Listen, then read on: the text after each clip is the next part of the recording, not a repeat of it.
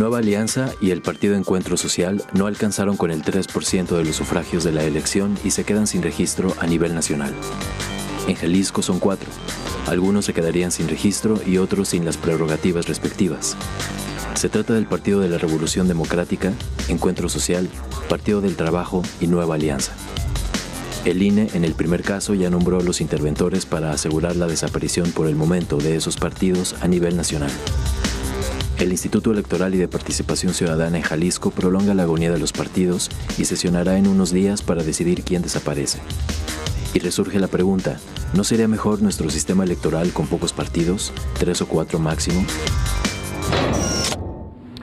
Le invitamos a usted a participar con nosotros. Recuerde que en los diferentes temas puede hacernos llegar su punto de vista, puede hacernos llegar su opinión a través de nuestras cuentas de Facebook y Twitter, Canal 44 TV. Saludo a mis compañeros. Sonia Serrano, muy buenas noches. Muy buenas noches. Jaime Barrera. Buenas noches, José Ángel. Buenas noches a todos. Y Julio Ríos, buenas noches. Buenas noches. Saludos a la audiencia.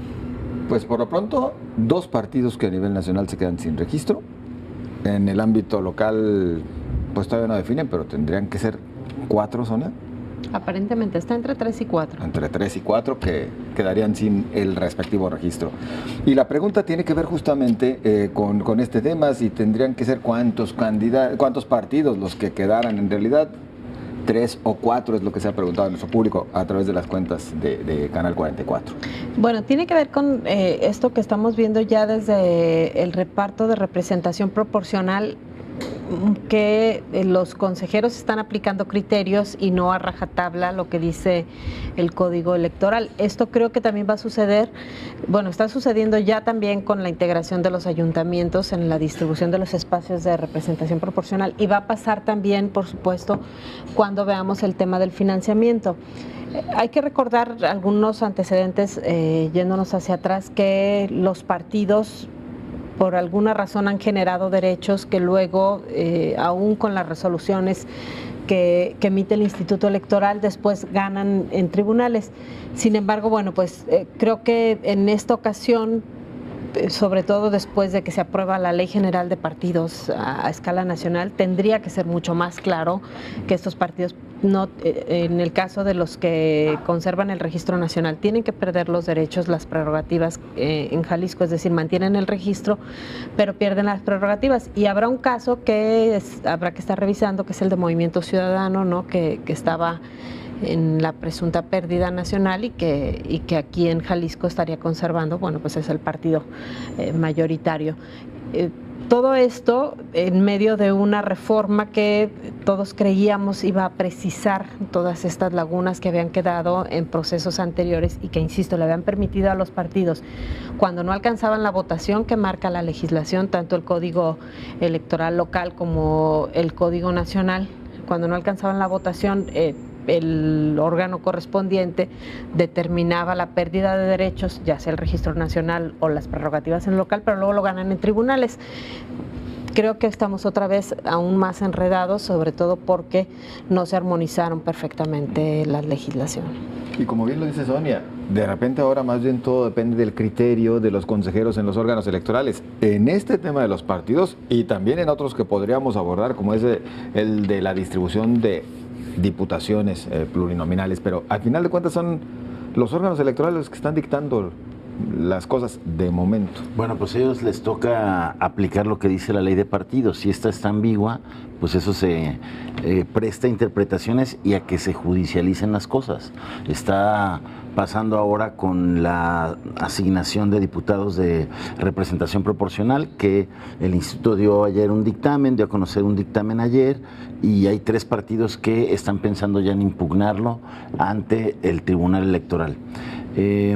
Los partidos que ya el INE definió que pierden el registro porque no logran el 3% de la votación, como es el Partido Encuentro Social, que en este mundo surrealista político que tenemos, el partido que va a perder el registro va a tener más candidatos, casi la tercera fuerza, más diputados que el PRI, ¿no? Partidos que desaparecen, que van a tener una presencia en el Poder Legislativo.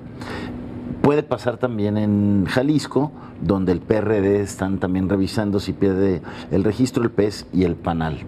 Entonces, ¿cuántos partidos debe haber en México? Pues los que sean necesarios, los que quieran, pero con unas reglas claras. Digo, los partidos representan expresiones políticas y es legítimo que... Pero también negocio, Jaime, porque Bueno, hay sí, muchos pero, partidos a ver, que... por eso te digo, o sea, Exactamente.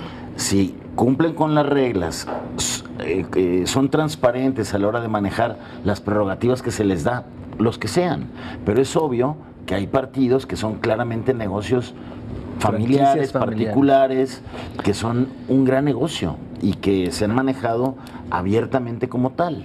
El PT, digo, lo que se detectó en esta campaña de unas prerrogativas que usaba el PT para poner escuelas e incluso recibía recursos del Estado de Nuevo León, es todo un escándalo que no prosperó.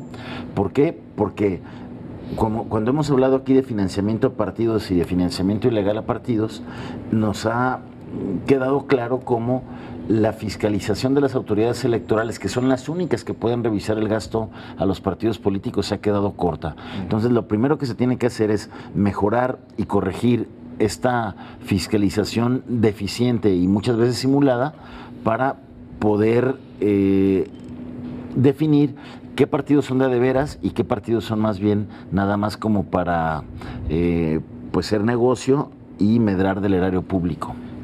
En lo personal considero que el número de partidos es lo de menos. La realidad de las cosas es que lo que tendríamos que estar discutiendo es ya retirarles las prerrogativas y es decir, ahora sí que se mantengan por sí solos con las cuotas de sus militantes y llegados los procesos electorales con el financiamiento privado, pero bien supervisado, bien fiscalizado, incluso con la intervención de Hacienda, del SAT, que es a quien sí le tienen miedo. Y les aseguro que las cosas funcionarían bien y hasta el tema del dinero sucio del cual hablan tanto, pues se la pensarían dos veces, porque cuando el SAT le entra, no se tiende el corazón. Julio. Sí, tan atinada es tu reflexión que te anticipaste precisamente a lo que iba a plantear. Que haya los que sean, los que sean necesarios, estoy de acuerdo con el señor Jaime Barrera, pero sin dinero público, que se rasquen con sus propias uñas, sin duda, porque eso es lo que hace que sean tan aborrecidos, sin duda. A la gente, cuando supo que estos partidos iban a desaparecer en lo local y en lo nacional, le dio mucho gusto. Basta ver el termómetro de las redes sociales, entre menos burros, más solotes, decía la gente, estaban contentos, porque tan solo en el caso de Jalisco significa un ahorro de 24 millones de pesos en caso de que se confirme la desaparición de del registro estatal de estos partidos, que no ha querido todavía el Instituto Electoral decirlo claramente, aunque bueno, ya solo un ciego no podría ver que prácticamente ya está finiquitado eso, a menos que vaya a haber alguna argucia en tribunales, porque como lo hubo en su momento con el PT. Como luego con el PT, que le hagan un redondeo ahí, si es el 2.85, el 2.90, hagan el redondeo al 3, o que encuentren la argucia. Ibas a la escuela, ¿no? Como cuando ibas a la escuela, exactamente, y pase de panzazo. Y es que es muy ambigua la ley, porque como nuestro sistema electoral es mixto, es decir, hay países donde todo es plurinominal, donde marcas por un partido y simplemente ya el partido que gana tiene más diputados y de ahí sale el primer ministro, por ejemplo, ¿no?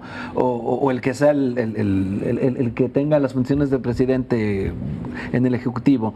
Pero aquí tenemos mezclado un sistema de mayorías como el de Estados Unidos, con un sistema, en este caso, de representación proporcional, y eso es lo que hace más complicado. Y también la ley es muy tramposa, porque, por ejemplo, en la Ley General de Partidos dice que para conservar el registro hay que tener el 3% en alguna de las tres elecciones, ya sea senadores, ya sea diputados, o ya sea presidente de la República. Entonces, tendría que ser un desastre, como el que ocurrió con Nueva Alianza, que el 0.99%, y que en otros apenas el 1,5%, en las tres, para perder el registro. Pero mientras no suceda eso, entonces lo puede seguir manteniendo. La ley debería ser reformada para que sea el 3% en la de diputados, por ejemplo, ¿no? Para que sea, y estoy de acuerdo, que no haya financiamiento público, que los militantes sean los que sostengan los partidos, o mejor aún, como en otros países, se encargan de tener el gasto de campaña de su bolsa, y ya, dependiendo del número de votos, el erario le reintegra lo que ellos gastaron gastaron, como en Colombia, lo que ellos gastaron en esa campaña. Así, seguramente habría muy poquitos que le entrarían, porque ahora al revés, lo que es echarse una lana, buscar la maña para ver cómo, o la argucia pues, para ver cómo con pruebas, con facturas o incluso con publicidad que nunca se imprime, etcétera, ¿no? Siempre encuentran la forma de echarse ese dinerito al bolsillo. Ya en otras ocasiones he hablado, Sonia, rapidísimo lo mencionaríamos, de la opacidad con la que se manejan en cuanto a los recursos de La los partidos. opacidad y la simulación que hay con respecto a la revisión de también todo el manejo de recursos públicos. Se calcula que, por ejemplo, una campaña gobernador cuesta alrededor de 180, 200 millones de pesos por lo bajito, que estamos muy alejados del tope, y se supone que en una de las reformas que más se presumieron está la pérdida de registro cuando excedes el tope de campaña, pero pues en realidad como no hay ningún control, como por ejemplo el gasto más importante, los partidos políticos, se da el día de la jornada electoral en donde no facturas, nadie factura los lonches, nadie factura el dinero que se le da en económico a todos los que estuvieron de representantes en las casillas. Que luego se lo roban, pregúntenle en el PRI, les deben a muchos de los... A ver, el tema y es... Pues es que tampoco, les deben porque no movilizaron también, si no les hubiera ido mejor. No, pero sí cobraron, sí Pues cobraron la movilización y no se la dieron a los que tenían que darla. Hubo un estudio en este proceso electoral, creo que de Luis Carlos Ugalde, que decía, y de México Evalúa, o de Dinero bajo la Mexicanos contra la Corrupción, de cada peso había 16 sucios. De cada peso que le entró al partido había 16 sucios. Y esos sucios pueden venir del erario, es decir, los gobiernos apoyando a sus candidatos, sí, claro, desvío de fondos, desvío de recursos. Puede venir de empresarios que quieren iniciar el ciclo de la corrupción o el circuito de la corrupción, dándole al candidato o al partido para que luego les dé obra, les compre servicios. ¿No? ¿Mande? Darle continuidad, iniciar no. Al Bueno, ciclo de la corrupción. Bueno, es que muchos inician ahí, los nuevos inversionistas, claro, o los otros